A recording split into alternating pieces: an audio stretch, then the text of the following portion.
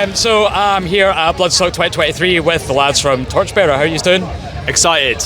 I'd say there's a cocktail of anxiety and excitement swirling away inside me. That's just the hangover, mate. Sure. Yeah, we're fucking raring to go. Like, not long now. Yeah. Because, well, I mean, a little bit of pre-stage nerves is normal, so, you know, I'm sure it's going to be a good one. Yeah. I think that means you want it. I want this to be the best set we've done. I mean, we've got the tools to do that. Like, the stage we're on is the best stage we'll ever have been on. Yeah. So yeah, I want it to be like sick. So I think that's where a little bit of nerves is coming from. But if I'm honest, mainly we just went to watch Shoot to Kill over there, and watching the bands before you really makes you think like I really want to get up there and give it full whack. So yeah, I can't wait. I'm excited. Yeah, the Bloodstock team has done like a really good job of making everyone, like, with the meet and greet process and everything, make everyone feel like they really fit in, and it's really giving me the confidence to like, I feel like we fit in. Yeah. And like, we've got a great team behind us. Yeah. So you feel like there's, overall for your Bloodstock experience, you feel like the staff and everyone who's kind of behind the scenes has been really supportive for the bands? Yeah, and you know, we play a lot of club shows, so I'm used to playing on equipment that literally falls apart as you're playing it, so it's good to like have the confidence that everything's going to work in that respect. You know, it's certainly a big difference from being on a stage. It's about the size of this table.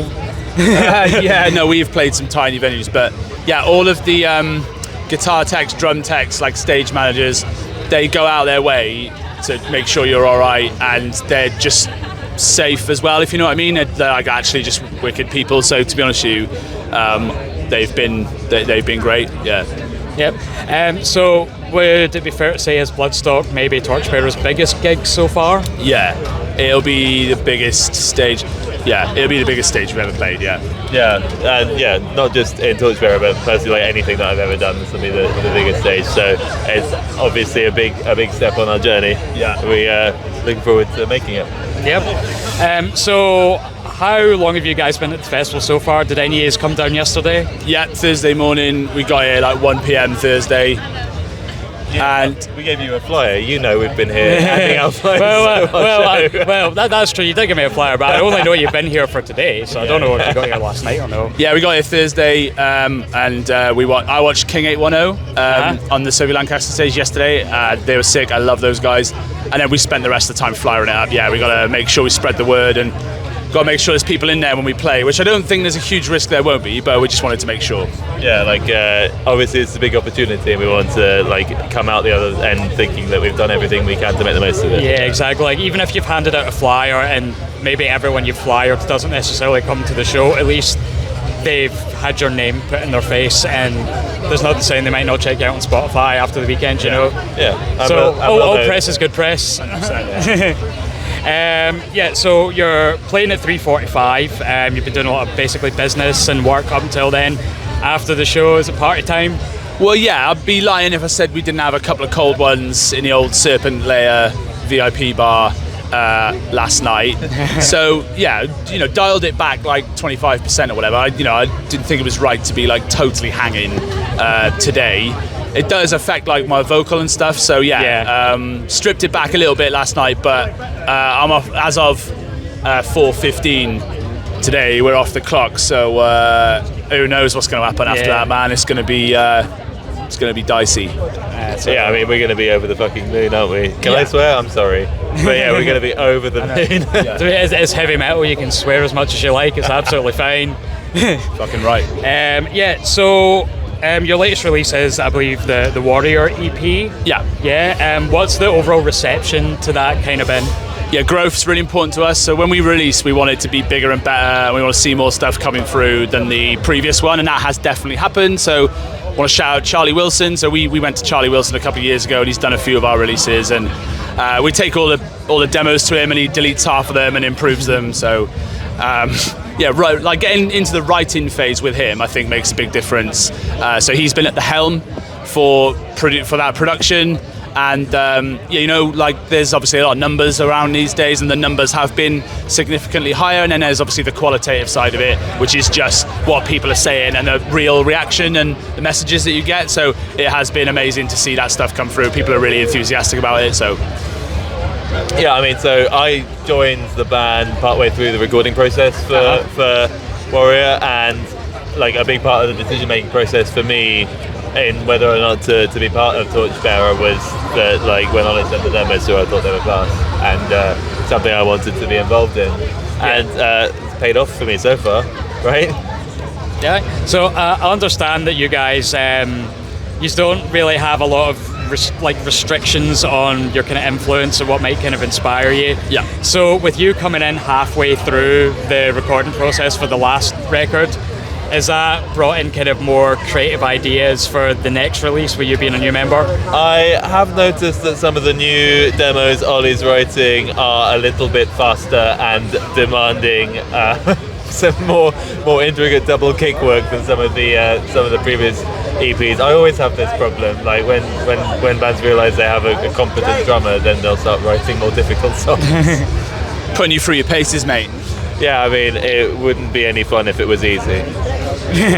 For sure. So, talking about your next release, is there any kind of work or any details on that you'd be willing to share right now? Yeah, so we got Warrior EP was our last one, and we're thinking of following it up with a part 2, carrying on the theme of battling through adversity.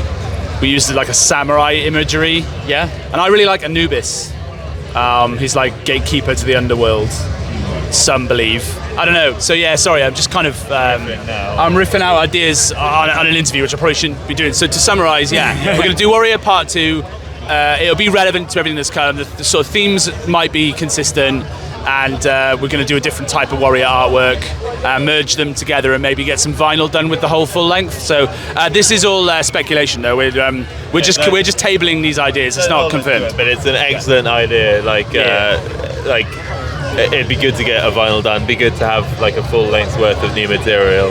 And I'm really enjoying like a lot of the new stuff that I've been writing. It's like the faster thrasher numbers, but also some of the like bluesy, like southern rocky licks as well.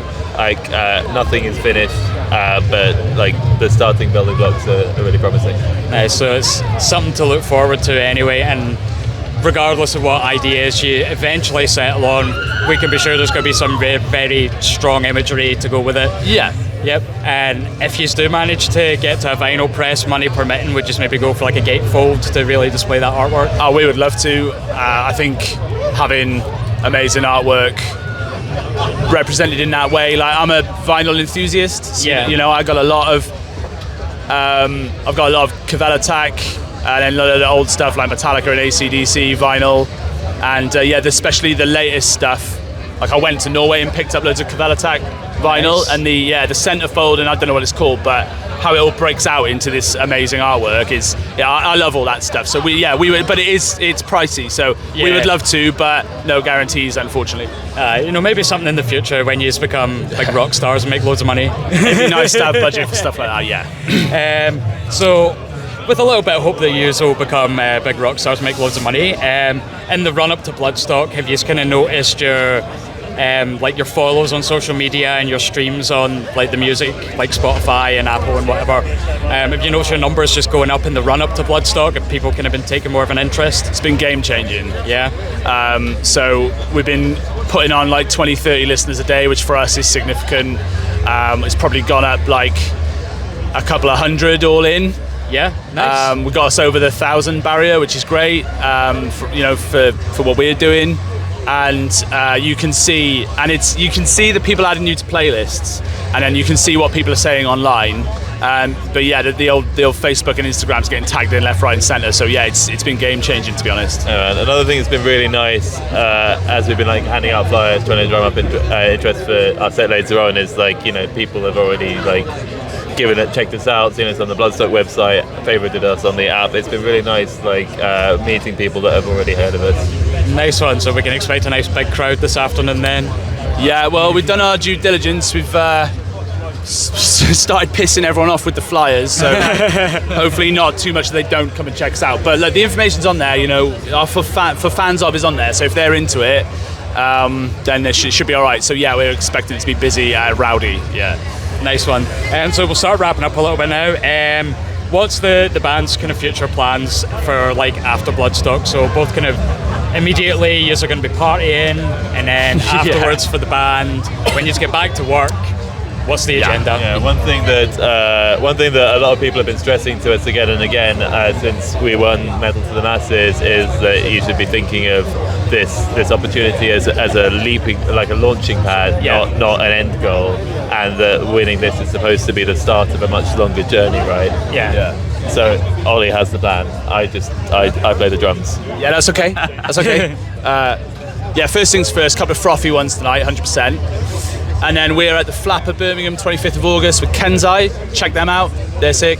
Looking forward to that. Then 26th of August, Camden, Fiddler's Elbow with Shoot to Kill. They're Breakdown City as well, so get on those guys. And then we're going to go out on a weekend with Chaos Reigns, hardcore punk band from London. They are mates, but objectively they're great as well. They've just released, so check them out as well. And we're going to be in Blondie's, East London on the 5th, Brighton Pipeline on the 6th of October. And we're going to maybe add one more to that run as well. So plenty of stuff coming up. Just shows, man. So beers, then shows. In that order, all right? Warrior Part 2. Right. Beers, shows, Warrior Part 2. Let's go. Nice one. Let's get it. And finally, for everyone who's going to find out about Torchbearer for the first time at Bloodstock, what's your social medias for them to catch up on? Where should they be looking for these gigs? At Torchbearer UK, Instagram. Same thing, Facebook. And then, just punch it into Spotify and you'll see 4 dudes looking mean. That's us. Not allowed. Yeah. We got Facebook, Insta. That's it, really. We don't bother with Twitter, to be honest. Have I missed anything? We got TikTok, but I'll be honest with you, I don't know what it is. Sorry. We're on all streaming platforms, and then Torchbearer UK on Instagram and Facebook. Nice one. Right, thank you very much, lads, and we're looking forward to seeing you later. Cheers, Moshville. Right on. Awesome. Cheers.